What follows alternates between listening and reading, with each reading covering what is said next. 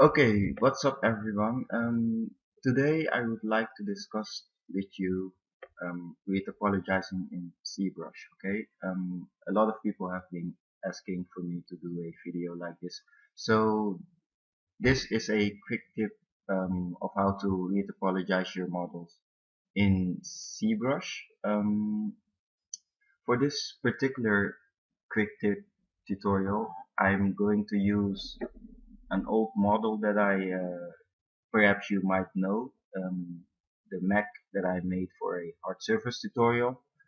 Um, I won't go into detail on how to do everything, but I'm going to explain the basics of retopologizing in ZBrush, and after that I might,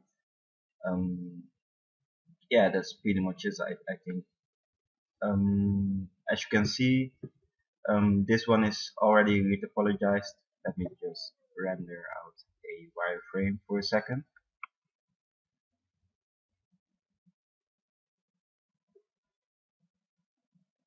Yep, as you can see, retopologized, looking good, and um, this this took a while to do because this thing has a lot of smaller parts. But for this tutorial, I will be using let's see, let's pick a limb, something easy to do. Um, let's see. Let's see what we can do. Let's take this thing right here. I mean, it's fairly easy to do. Let's see.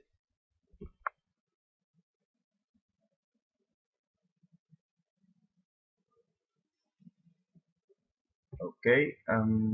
So what is retopologizing?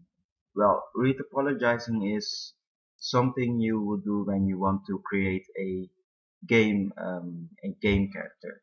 So usually game engines can't really take too much polygons. So what you end up doing is making a lower resolution version of your high res, and um, that will that you will bake out and create your maps, create all those good stuff. Perhaps you already know about them, so I'm not going to go into detail about that, but that's what retopologizing usually is used for. And in my case, I use it in my workflow. As you can see here, I first started off concepting some stuff, and then I refined it by making a low resolution version. And what it allows me to do is, let me just delete everything else.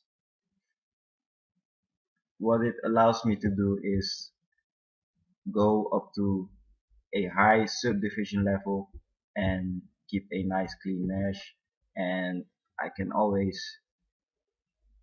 create some detail on this, as you can see here, and then switch to the lowest subdivision, and you can actually see that the surface is affected by it. So very handy tool, and I'm going to show you how I usually do it. So um, usually what you have is a model with no subdivisions. Okay, so high resolution model 1.8 million, and I mean it's too high. You can already see that ZBrush is lagging for some reason, probably because I'm recording with a um, with a software, but as you can see it's lagging a lot, and we don't want this. Okay, this is really bad for my PC. It's already warming up and all that kind of stuff, but in the long run not good. Okay, so we will you only use this piece right here. Okay, this one, because if I were to retopologize everything, this would take hours, and that's not what we want. Okay, so what I'm about to do is I'm going to split everything into separate polygroups. You can do it by auto grouping. What that does is it makes every single subtool that you see right here a separate polygroup. So let me do a auto group right here.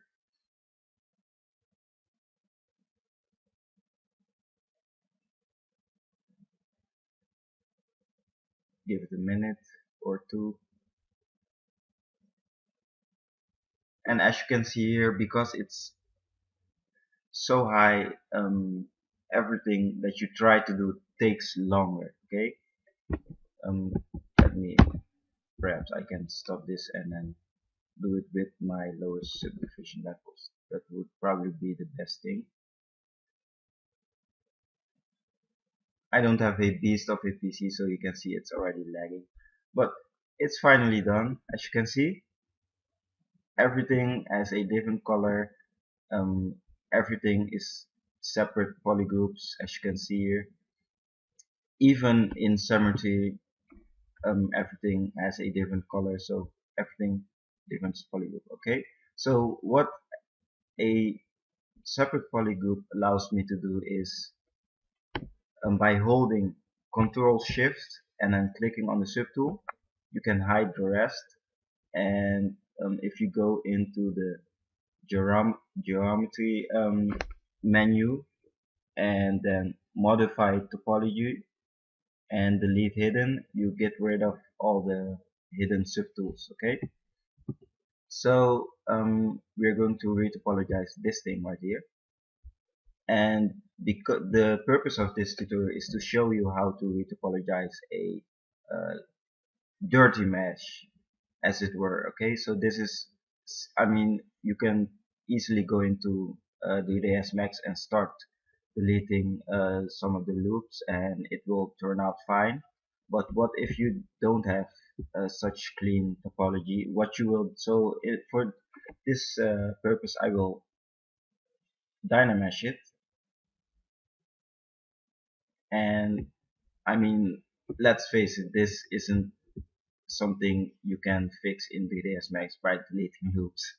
So let me just choose a higher resolution, because I want to keep the overall shape of it so that I can redo what I did before. So let's see, maybe a little more, 840. Yeah, I think this is good. This will do. And you know, for the sake of this tutorial, you know what, I might also decimate it to make it more believable. So pre-process current will sort of collect every information about this mesh, and then decimate current will give it will keep the same the overall shape and details, but instead of quads you will get triangles. Okay, so so this is definitely not, or it's not possible to fix this in DDS Max. It won't work. Okay, so what you do when you want to retopologize, you append a sphere. Okay, sphere, delete the star. And because this mesh is symmetrical, pressing X will give you symmetry in the x-axis, I believe. Yes. Now once you have your C-sphere, you will scroll down all the way down to rigging, select mesh, and then choose your subtool. Okay, so it's hidden right here. Let me just scale down the sphere. Keep in mind the camera will rotate around the sphere, so if the sphere was here or something, then you will get some weird results when trying to pan in or move around. Okay, so in rigging, select a mesh, choose your mesh that you want to retopologize, and then right under rigging you go to topology, edit topology, and you're good to go. Okay, now there are two types of tools that I use when retopologizing. That's the default one. It's called Sketch 1 and you can find it in your brush menu right here. And the second one that I use is Sketch A, and what that does is it sort of works very smoothly, while the Sketch 1 needs some more action to perform. So for example, Sketch 1, okay, I have symmetry turned on, so I can just start retopologizing just by pressing. Okay, you create a point and I'm pressing again, another one, another one, another one, and you have two quads. Okay, retopologizing. Okay, you can do this all over the mesh, so I'm going to do that as well. So again, and you see what I did there? I actually clicked outside of the mesh because Sketch 1 doesn't allow you to continue. You have to click each time you make a quad. You have to click outside the mesh or the canvas. Okay, so clicking and you can start drawing again. Okay, and just keep doing this until you have until you're satisfied, basically. Okay, pressing A on your keyboard will allow you to view your tool that you're retopologizing, but right now it's already in subdivision level 2, so go to adaptive skin, density, and turn it down. And as you can see here, it's on the low subdivision level. Okay, I'm going to now demonstrate the sketch A brush. It's a little bit different, but the same principle. So brush, sketch A, and watch what I'm doing with my cursor. I'm not clicking outside of the canvas. Okay, so drawing points, and you can continue without clicking outside the canvas. See it? Do you see this? So difference between sketch A, and now I'm going to demonstrate what sketch 1 is. Okay, so I'm just going to continue clicking and watch what happens when I try to create another one. Okay, in this case it didn't do what I wanted to do. As you can see here, some weird results happening. So each time you're done with this, you need to click outside the canvas, and then you can continue on another part. If you were to do it while you have this and whoops, like this, and you start clicking like this, see what it does? It creates triangles, and that's not what you want. So I'm going to finish up this model and show you the end result and some creasing. So sketch A, and I'm not doing it perfectly right now because it doesn't really matter what I do. I'm just showing the result. So clicking, retopologizing.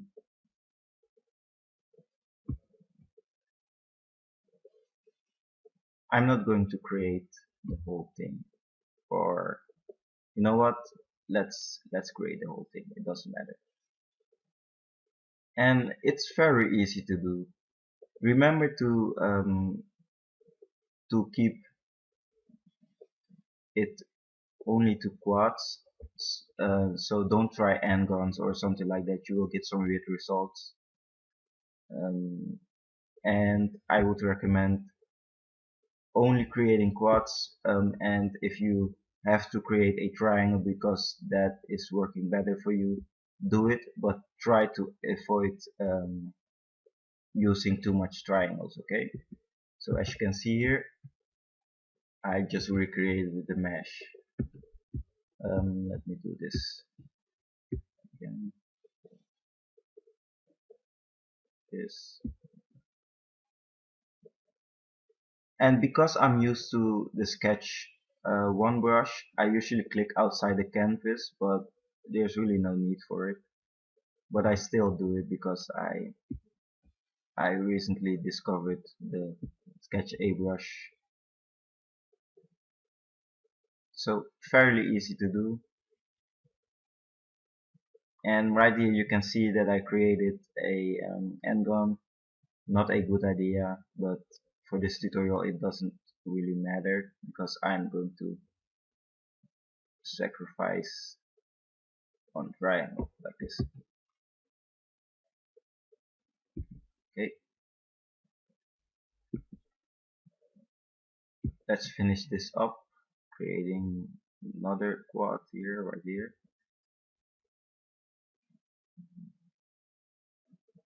like this. Okay, this. Oops.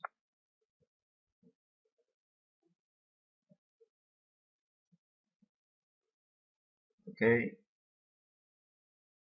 and that's it. I just recreated the tool that I wanted to do. Now right here you can see that I have back faces turned on, and this allows you to view the back of it, but they aren't really there. It's just an illusion. If I go into Topology and hit A again to exit preview, and what I can do is I can choose the thickness of my mesh. As you can see here, no thickness, no back faces. Once I start going this way, I will create some more loops, some more polygroups, as you can see here, for the edges or the corners. I think the edges, um, and as you can see here, back faces. Okay, let me just make it a little bit thinner like this. See? Okay. So once you're done with this, you can go into adaptive skin and hit make adaptive skin, and it will usually be named skin sphere or something like that, but remember, don't use the sphere one because that one is not good. Okay, at least on my computer it isn't. It crashes Zbrush a lot and I don't know why, but for now it doesn't really matter. I will explain this more in detail in the upcoming tutorial about how to make a vehicle inside of Zbrush. Yeah, but yeah, this is it. As you can see here, um, some nice polygroups, nice surface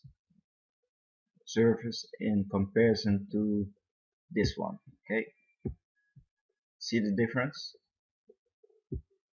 And active points 146. And once I delete the back faces, okay, you can see here 73. Okay, and if you scroll down all the way here to display properties and hit double again, as you can see here, this is what you will see in a game engine, for example. If you get too close to a wall, for example, and the character sort of walks into the wall, you will see the inside, but it isn't usually there. There are no faces inside. Okay, that's why. And this allows you to optimize your character much better. Okay, so no, when you're creating characters, when you're retopologizing, keep in mind that you delete the faces on the inside. Okay, I'm going to leave it as it is for this tutorial, and now I'm going to explain how to keep this shape when you're dividing, because right now if I start dividing it and I have smooth turn on, it will smooth everything and you will get sort of a blobby sort of mesh, and if it's not what you want, um, it's going to be a problem. but you can fix this by turning off smooth and then dividing. What you will end up having is still a sort of a low res mesh, but it's just an illusion because you can see here it's not. It just creeps the overall shape of it. Okay. So the way to fix this is by going into right beneath edge loop crease. Okay, and then just Control Shift and then click on your brush menu. Choose select lasso because of the shape of this, a sort of a square selection won't work. Okay, so once you have that, holding Control Shift and dragging, and then once you're done pressing Alt, you will delete the faces that were selected, and Control Shift, sort of scrolling or swiping on the canvas will show you the other the hidden mesh. Okay, so Control C, Control Z. So we want to keep the overall shape, but we want it to be much smoother. The way to do that is very simple. Control Shift, drag, okay, and then release. Whoops, I have something turned off. So Control Shift. Now pressing Alt will do sort of a inverse selection, and that will delete spaces. So once you have um, hidden faces like this, just hit the crease button. Usually the default setting works for most people. And now if I subdivide it, as you can see here, already looking nice. Okay, and you have your lower subdivision levels. Now you can apply this to every mesh you make in Zbrush or another program. Just bring it in, Retopologize it, export it as OBJ if you want that, and that's pretty much it. Okay, so um, that was pretty much retopologizing in Zbrush. I hope this small tip video helped you out, and for people who are requesting this, this is how you do it. Okay, cool. I guess I will see you guys in another tutorial. Bye.